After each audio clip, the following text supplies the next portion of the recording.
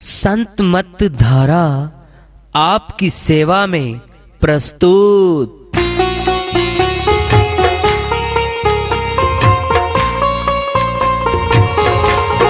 जो चाहता है प्रभु प्यारा वो आओ संत मत धारा। भक्ति भेद बता कर सारा वो कर दे भव के पारा। जो चाहता है प्रभु प्यारा वो आओ संत मत धारा। भक्ति भेद बता कर सारा वो कर दे भव के पारा। जो चाहता है प्रभु प्यारा।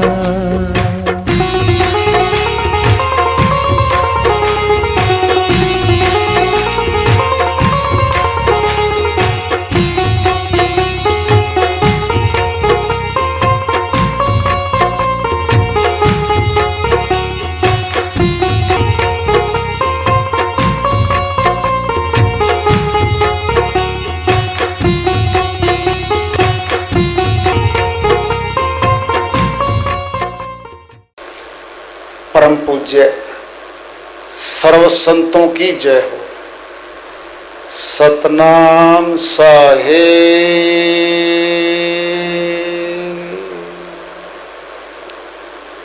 उपस्थित आदर के योग प्रभु प्रेमी एवं जिज्ञासु आत्माओं, हम सभी पूर्ण पिता परमात्मा सभी सृष्टियों के रचनहार कुल मालिक, हम सब के जीवन का आधार, उनकी महिमा को सुनने के लिए यह एकत्रित है। मेरी सभी से अर्ज है कि मैं कोई जगत गुरु नहीं, महाराज नहीं, मंडलेश्वर नहीं, मैं केवल सभी संतों की चरणों की धूल हूँ और आपका सेवक हूँ। मैं अपनी सीधी साधी टूटी फूटी भाषा में भक्ति भेद के गूढ़ रहस्यों को उजागर करने वाले विचार आपके समक्ष रख रहा हूँ।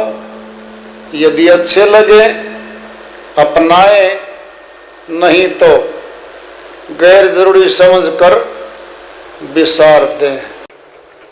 सत्य पुरुष की असीम कृपा होती है तब सत्संग सुनने को मिलता है, और वो आज आप सभी ने मिलके इस सुअवसर को प्रदान करवाया। आप पुणे के भागी हैं। सत्संग का आयोजन करवाया लगभग 1 वर्ष के बाद इसी मंदिर में फिर दोबारा आज सत्संग का आयोजन किया गया है। पिछले वर्ष अगस्त 2018 में तक सत्संग यहाँ होते रहे इस मंदिर में। पहला सत्संग अगस्त 2018 में मानव सेवा संघ के सत्संग हाल में हुआ था और उसी जगह लगातार चलते रहे। चमन गार्डन में महाराणा प्रताप धर्मशाला में हुए और श्री भटनागर जी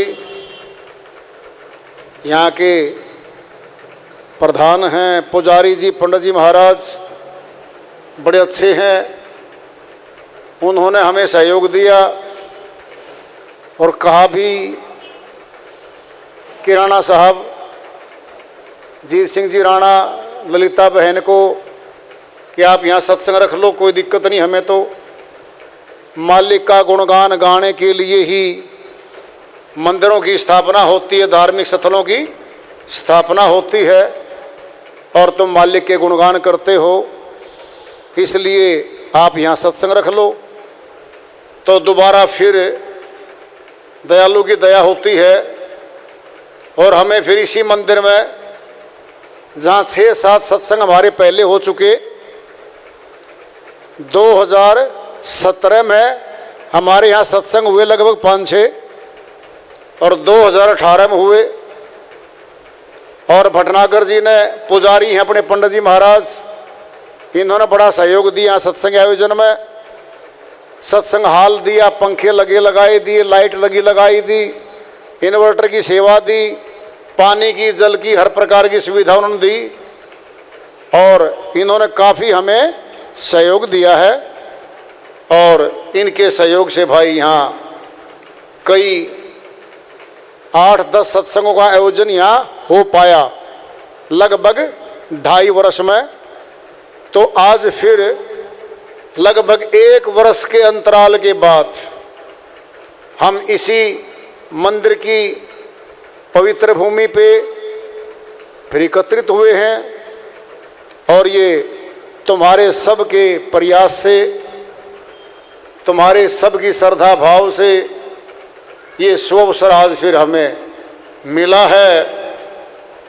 और ये इनके सहयोग से भाई मिल पाया है। सत्संग की आधी घड़ी माला बरस 50, इंद्र की आधी घड़ी रहट चलत 12 मास।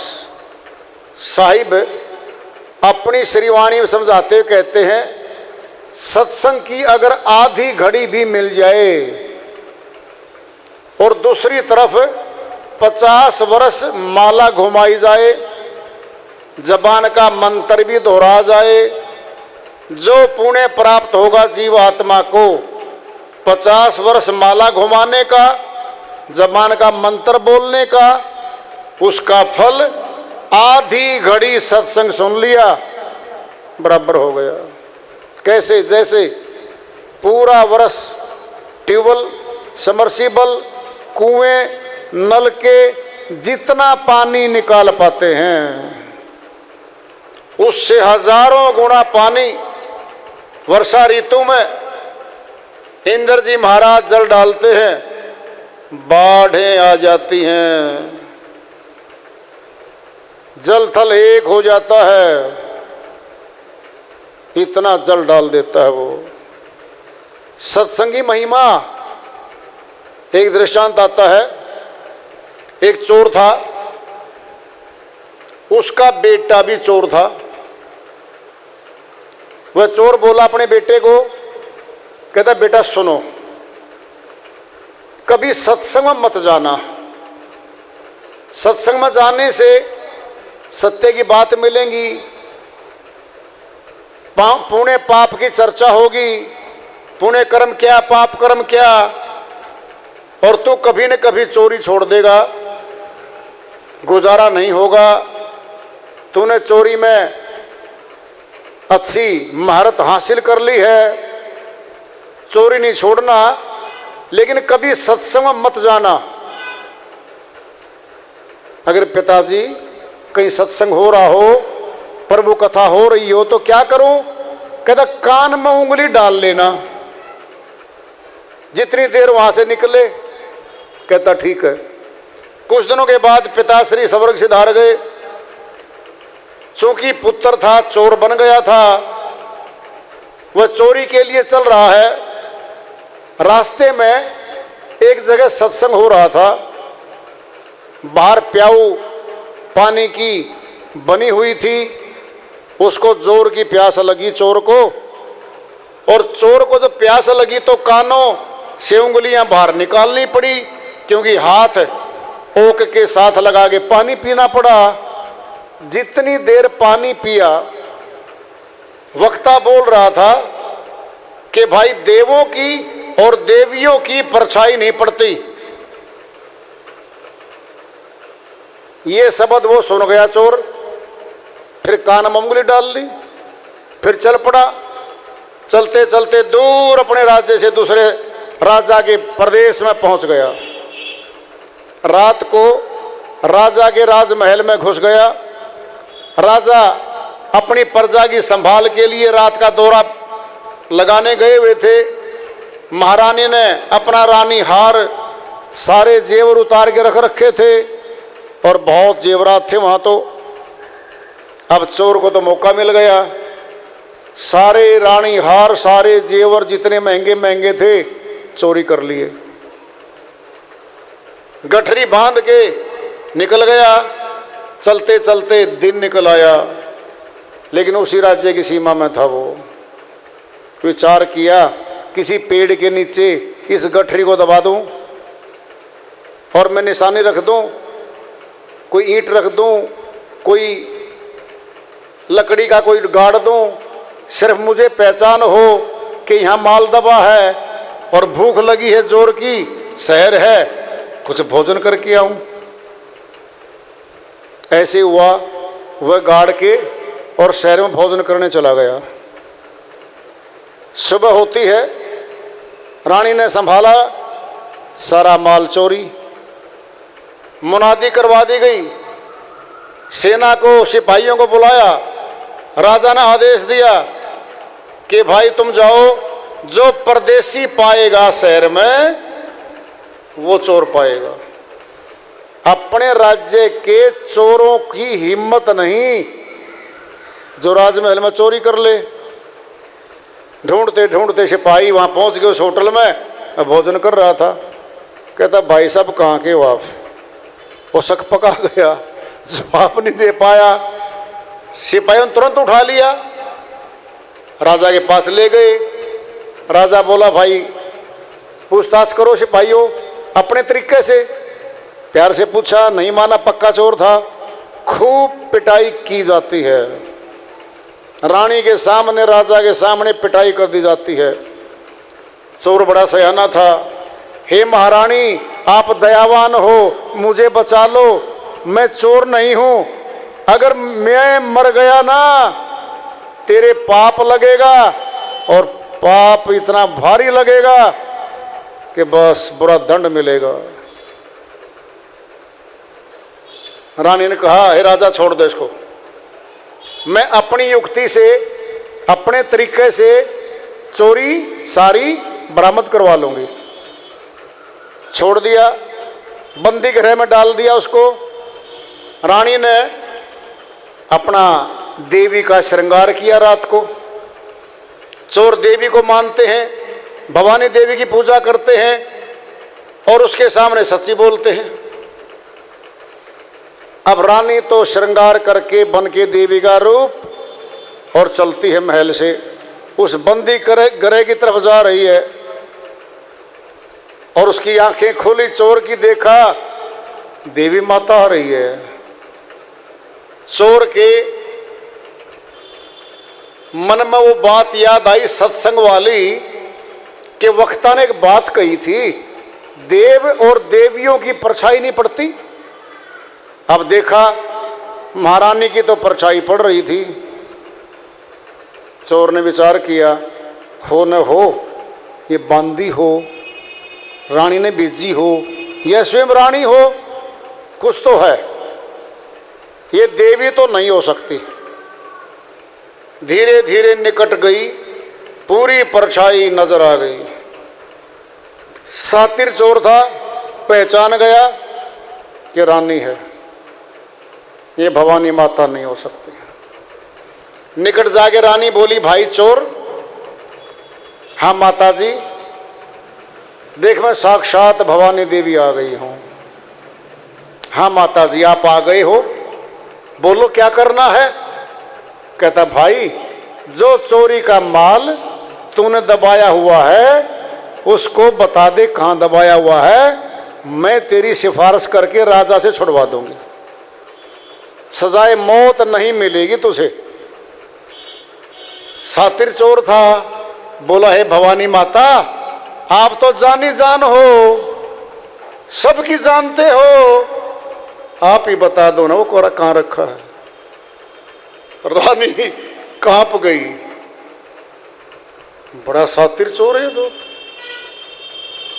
हे माता रानी आप सर्वज्ञाता हो, सबकी जानते हो, राजा की भी जानते हो, मेरी भी जानते हो, आप वो माल निकलवा दो और मुझे छुड़वा दो। अब रानी को झटका लगा, सातिर चोर है, धीरे धीरे उसके पैरों की तरफ हाथ लगा करने, जानबूझ के कि टच करके देखूं ये जिंदा पैर है या कुछ और बात है। ज्यों ज्यों पैर हाथ आगे बढ़ाए, हाथ चोर ने पैरों की तरफ, रानी समझ गई पैर छुएगा, पता लगेगा इसको। रानी जी ने पैर पीछे कर लिए, पक्का विश्वास हो गया चोर को, ये रानी है, ये देवी नहीं हो सकती। फिर युक्ति लेता है, काम युक्ति से चोर। हे माता, हे भवानी माता, मैं तेरी पूजा करता हूं, सबको समर्पित करता हूं मैं तेरे ऊपर, और आप तो सुन लो, मैंने चोरी नहीं की, इस राजा की रानी ने सारा पता है मैं चोर नहीं हूं, लेकिन राजा के डर से वह मेरे ऊपर अत्याचार को नहीं रोक पाई। मैं मरूंगा, मृत्यु दंड देगा राजा, इस राजा का इकलौता पुत्र मरेगा, रानी श्रापित होगी, इसके कुल का नाश होगा, मैं तो मर जाऊंगा, निरपराधी हूं मैं, मुझे सजाए मौत देगा ये राजा।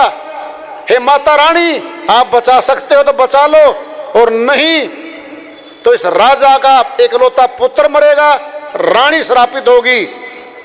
कांप गई रानी तो भाई, जच गई कि इसने चोरी नहीं की। सुबह होती है, सारा किस्सा राजा को बताती है, हे राजा निरपराधी है, छानबीन कर ली मैंने, इसको छोड़ दो। सुबह छोड़ दिया, चोर जहां माल दबा रखा था वहां से माल निकाला, अपनी धर्म पत्नी के बच्चों के पास आ गया, बोला हे धर्म पत्नी मेरे साथ चलो। एक वक्ता एक सत्संग सुना रहा था, ऐसे ऐसे बनी, मैंने सुन लिया कि देव और देवियों की परछाई नहीं होती, उसी बात के कारण मैं बच गया, जिंदगी बची है मेरी। इतना माल लेके आया हूं, जिंदगी भर चोरी नहीं करनी पड़ेगी अपने को, और आगे नहीं करूंगा। चलो संत के पास। मिठाई की टोकरी, फल की टोकरी लेके वहां रख दी चरणों में। कहता भाई आप तो पहचाने नहीं। कहता जी आप मुझे जानते नहीं, मैं कौन हूं। कहता कौन हो। कहता चोर। फिर यहां क्यों आया है। कहता आपने बचाया हूं। एक शब्द सुना था कि देवों की देवियों की परछाई नहीं पड़ती, वो बात मैंने याद रख ली, और चोरी करने के बाद मैं इसी वचन ने बचा लिया, जीवन बचा लिया। मैं आपके श्री चरणों में मस्तक टिकाता हूं, नामदान लेता हूं, आगे चोरी छोड़ता हूं, कभी चोरी नहीं करूंगा और जीवन सुधारूंगा। वह चोर से भगत बन गया, भगत। सत्संग की आधी घड़ी, माला बरस 50, आधी भी नहीं, एक लाइन सुनी थी, जीवन बच गया चोर का। चोर से भगत बन गया, कल्याण कर लिया। इतनी महिमा सत्संग की है। एक संत जी की श्री वाणी आ रही है, भजन के माध्यम से है, उसको लेते हैं। वह अपनी श्री वाणी में फरमाते हैं, तू सत्संग में आ कि सोया तेरा भाग्य जगे। तू सत्संग में आ कि सोया तेरा भाग्य जगे, कि सोया तेरा भाग्य जगे, कि सोया तेरा भाग्य जगे। तू सत्संग में आ कि सोया तेरा भाग्य जगे। प्रभु के पास हंस बन जावे, प्रभु कृपा से हंस बन जावे। का त्याग गति से मुक्ति पावे, त्याग गति से मुक्ति पावे। कि मोती चुन चुन खाए, मोती चुन चुन खा, कि सोया तेरा भाग्य जगे। तू सत्संग में आ, कि सोया तेरा भाग्य जगे। कि सोया तेरा भाग्य जगे, कि सोया तेरा भाग्य जगे। तू सत्संग में आ, कि सोया तेरा भाग्य जगे। जो नित ही सत्संग में आवे, जो नित ही सत्संग में आवे। पापी भी पावन बन जावे, पापी भी पावन बन जावे। कि पावे शांति अपार, पावे शांति अपार। कि सोया तेरा भाग्य जगे। तू सत्संग में आ, कि सोया तेरा भाग्य जगे। कि सोया तेरा भाग्य जगे। कि सोया तेरा भाग्य जगे। तू सत्संग में आ, कि सोया तेरा भाग्य जगे। झूठ साच की परख हो जावे, झूठ साच की परख हो जावे। धर्म का मर्म समझ में आवे, धर्म का मर्म समझ में आवे। कि सत मार्ग पर जाए, सत मार्ग पर जा, कि सोया तेरा भाग्य जगे। तू सत्संग में आ, कि सोया तेरा भाग्य जगे। कि सोया तेरा भाग्य जगे। कि सोया तेरा भाग्य जगे। तू सत्संग में आ, कि सोया तेरा भाग्य जगे। प्रेमी भगतो भूल न जाना, प्रेमी भक्तों भूल न जाना। सत्संग से तुम प्रेम बढ़ाना, सत्संग से तुम प्रेम बढ़ाना। यही है जीवन का सार, यही है जीवन का सार। कि सोया तेरा भाग्य जगे। तू सत्संग में आ, कि सोया तेरा भाग्य जगे। कि सोया तेरा भाग्य जगे। कि सोया तेरा भाग्य जगे। तू सत्संग में आ, कि सोया तेरा भाग्य जगे। संत जी की श्रीवाणी आई है कि दया से मेहर से इसको सर कर लेते हैं, इसका अनुवाद कर लेते हैं। फरमाते हैं, जीवात्मा तू मनुष्य तन में आई हुई है, 184 के गंदे गंदे गुलाम तनों में तेरी यात्रा रही। एक महानुभाव जी मिले, कहता जी भगत जी एक बात बताओ। मैं बोला भाई एक से तो काम चलना ही नहीं, तूने तो बहुत बात पूछनी पड़ेगी। कहता शुरुआत तो एक से कर लूं। हाँ शुरुआत एक से कर ले। कहता सुना है आदमी पैदा होता है, मरने के बाद 84 के जीव 84 बनते हैं। महाभा जी श्रीमान जी एक संत की श्रीवाणी में इसकी पुष्टि करवा दे जरा। कहता मैं कह रहा हूं न, आप अध्यात्मवादी हो क्या?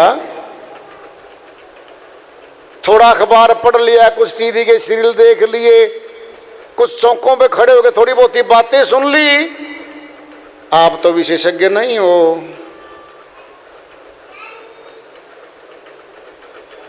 सुना था जी,